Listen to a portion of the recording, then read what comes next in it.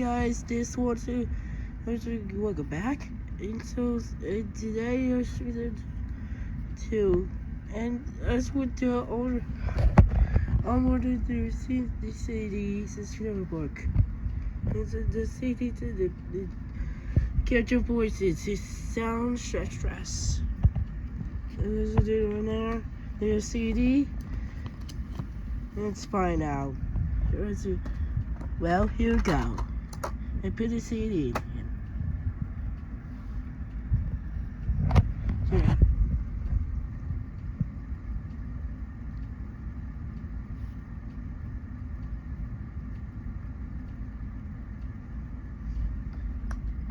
Two elf brothers embark on an epic journey to...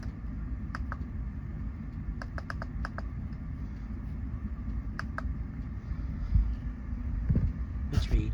In Barley Lightfoot, two elf brothers embark on an epic journey to find a rare magical gem and meet their father. You can read along with me in your book. You will know it is time to turn the page when you hear this sound. Let's begin now.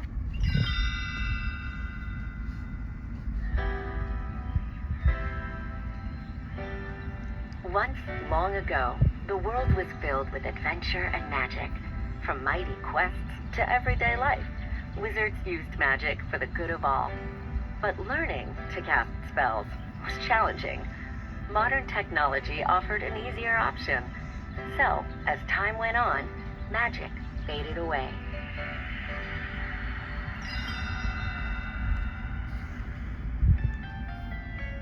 For Ian Lightfoot, a shy teenage elf, life was far from the epic adventures of the past. Meanwhile, Ian's brash big brother, Barley, was obsessed with magic and the days of old. He spent hours playing the game Quests of Yore and protecting New Mushroom Tin's ancient relics. In the days of old, a boy of 16 would have his strength tested in the swamps of despair. I'm not testing anything. Just let me go. On his 16th birthday, Ian found himself thinking about his dad. Sadly, he'd never met his late father. He wished he could be more like him, bold and confident. As Ian mended his dad's old sweatshirt, his mom, Laurel Lightfoot, shared something that she knew would cheer him up. It's a gift from your dad. The gift was actually for Ian and Barley. Inside the package was a real wizard staff, a rare phoenix gem, and a visitation spell written by their dad. I don't believe this. This spell brings him back. For one whole day, Dad will be back. Barley placed the gem in the staff and recited the spell. Only once is all we get. Grant me this rebirth till tomorrow's sun has set, one day to walk the earth. Suddenly, nothing. Barley tried again and again, but it was no use.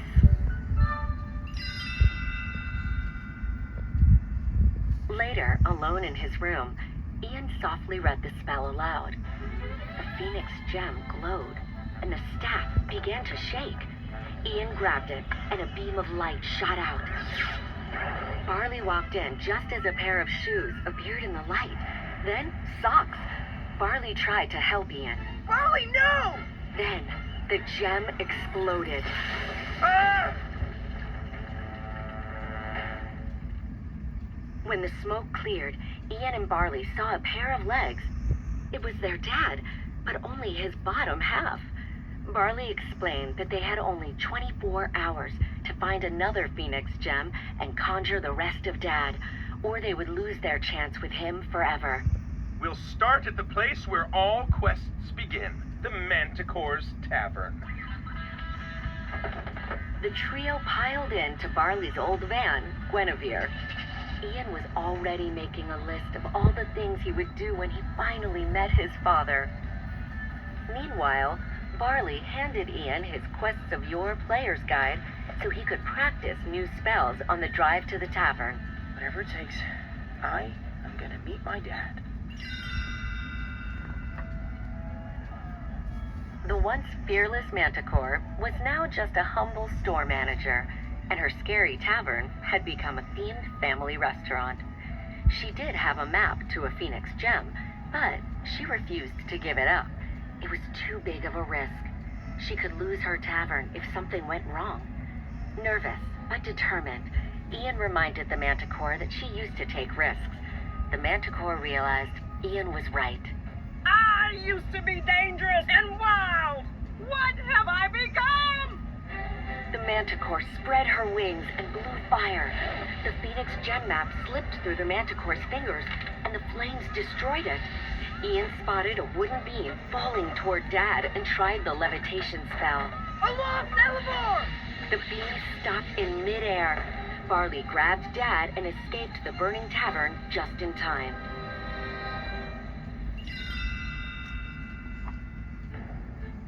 Luckily, the tavern's kids' menu had clues to the location of the Phoenix gem printed on it. All they had to do was drive to a mountain called Raven's Point. Ian said they should take the expressway to get there faster, but Barley wanted to take the path of peril. Expressway is a little too obvious. On a quest, the clear path is never the right one. Ian didn't want to waste any time they had with Dad, so Barley reluctantly agreed to go his way. Before long, Barley's van, Guinevere, ran out of gas. Ian tried using the growth spell on Barley's near-empty gas can. Magnora, get you one! The can started to grow, but Barley kept giving pointers, and Ian lost focus. The growth spell backfired. A tiny Barley looked up at Ian. Looks like you shrunk me. The effect would eventually wear off, but until then, they had to find the nearest gas station. As Ian paid for the gas, a pack of tough-talking sprites in leather jackets roared in on motorcycles. Barley accidentally insulted the sprites, and Ian had to get them out of there fast. But because Barley was still tiny, he had to teach Ian how to drive the van. I'm not ready! You'll never be ready! Mate! Ian slammed his foot down on the gas pedal, and with his brother's help, got them back on the expressway. The sprites chased them, but Ian swerved across several lanes of heavy traffic, finally getting away. Spotting Ian's terrible driving, some police officers in a squad car pulled them over. Ian cast the disguise spell to make him and Barley look like their mother's boyfriend, Officer Colt Bronco. As long as you don't tell a lie, the spell will be fine. They were about to get away when one of the officers commented that Barley was a real screw-up. Ian stood up for his brother, but poof, Colt's leg disappeared, revealing Ian's. The boys escaped before the disguise dissolved fully, but Barley was clearly upset. Barley, I don't know what happened back there, but I don't think you're a screw-up. But Barley knew magic didn't lie. The brothers argued until they noticed Dad dancing to the vibration of the music playing in the van. Dad shuffled and shimmied his way over and got his boys to dance along, too. Even though their fight was over, Barley was still hurt. It's not fair for you to call me a screw-up if you don't give me a chance to get something right. Just do one thing my way. Ian finally understood and agreed to take Barley's path of peril. In the meantime, their mom teamed up with the Manticore to help Ian and Barley. The Manticore had forgotten to tell the boys that the Phoenix gem was cursed. Only her sword, the Curse Crusher, could protect them. If we don't leave here with the sword, your boys are doomed. After driving all night along the path of peril, Ian and Barley stopped at the edge of a wide chasm with a drawbridge on the other side. The only way across was for Ian to conjure an invisible trust bridge. With Barley's encouragement, Ian learned to trust his own ability and made it safely to the other side. While the boys celebrated, Barley spotted a statue of a raven. It was pointing toward more raven statues in the distance. Raven's Point wasn't a mountain. They needed to follow where the ravens were pointing. Barley's path of peril had been the right path all along. Suddenly, the real Officer Colt Bronco pulled up. You guys are in trouble big time. Now you get in the vehicle, I'm escorting you home. Ian got behind the wheel of the van, but instead of following Colt, Ian slammed on the gas. He sped through the mountains with Colt right behind, joined by more cop cars. Ian turned down a narrow road and came to a dead end. Then Barley made a difficult decision. He pointed his beloved Guinevere at a pile of boulders, put a rock on her gas pedal, and jumped out of the way. The van soared through the air and slammed into the rocks, then flipped over and was covered in boulders. The road was completely blocked. She was just a beat-up old van. Come on, we gotta go.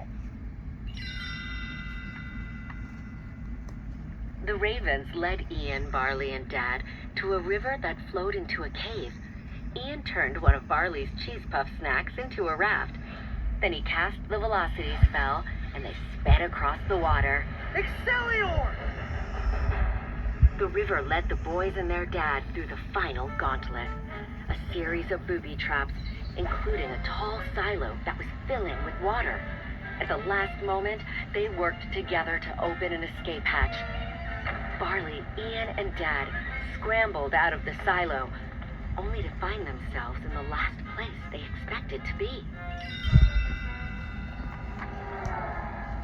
They were back in New Mushroomton. Ian's heart sank. They'd followed Barley's path of peril and ended up right back where they started. Their chance with Dad would soon be over. Ian lashed out at his brother. I can't believe this. You act like you know what you're doing, but you don't have a clue, and that's because you are a screw-up. Ian led Dad toward the park, leaving Barley behind. Ian, wait! At the park, Ian sat next to his dad and pulled out a rumpled piece of paper. It was the list of things he wanted them to do together. But then he realized something. He'd already done everything on the list. Not with Dad, but with Barley. Barley had always been there for Ian. Now it was Ian's turn to be there for him. Back in the center of town, Barley noticed a hole at the top of the ancient fountain. A tile they had picked up at the last raven statue matched the hole perfectly. Barley slid the tile into place and a secret panel opened. The Phoenix gem was inside, but as Ian arrived, a red mist began pouring out of the fountain. It's a curse. The mist protected itself by transforming the nearby high school building into concrete armor in the shape of a massive dragon. When the dragon flew toward the boys, Barley saw a dark shape swoop down from the sky. Barley recognized it first. The Manticore! Ian squinted to get a better look. Mom? Their mom stood heroically on the Manticore's back while the Manticore held her Curse Crusher sword. Their mom shouted down to them. It's okay, boys. Go see your father. Barley set the gem on the staff, and Ian repeated the visitation spell. The gem streamed its magic, and the rest of Dad started to appear. The Manticore and their mom couldn't hold the dragon back any longer. Barley turned to distract it, but Ian stopped him. No. You go and say goodbye. I had someone who looked out for me. Someone who pushed me to be more than I ever thought I could be. I never had a dad, but I always had you. Ian grabbed the staff and raced off to battle the dragon. And mustering all he had learned about magic, he cast the most difficult spell of all, Arcane Lightning. Voltor Thunderseer! The lightning blasted away the dragon's armor, leaving only the red mist of the curse behind. Laurel hurled the Manticore's sword to Ian, and he plunged it into the mist, destroying the beast.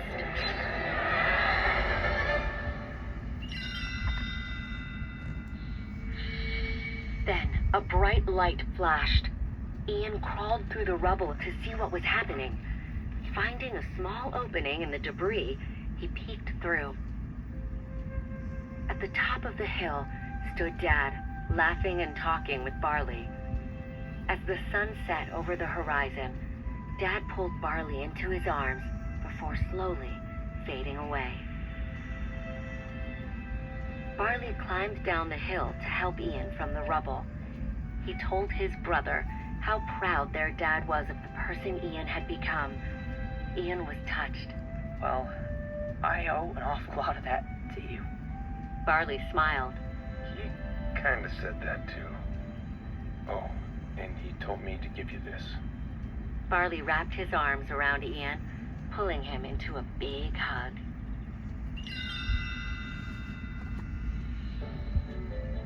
From that day forward, Ian's and Barley's lives were more magical than ever. Barley got a new van named Guinevere II, and the two brothers debated which path to take on their next quest. Barley wanted to take something called the Trail of Terror, but Ian had another idea. On a quest, the clear path is never the right one. Powered by Ian's magic, Guinevere II rose off the pavement, flew toward the horizon, and carried the brothers onward to their next adventure.